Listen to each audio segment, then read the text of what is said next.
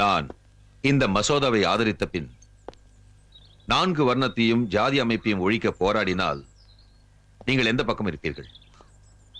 அப்படியே நான் 4 வர்ணத்தை ஏற்றுக்கொள்வதானால் அதற்கு தங்களுடைய விளக்கம் என்னவாக இருக்கும்? பிராமணன், சத்திரியன், வைஷ்யன், சூத்ரன், அதை தலைகீழாக மாற்றி சூத்ரனை முதலில் வைப்பீர்களா?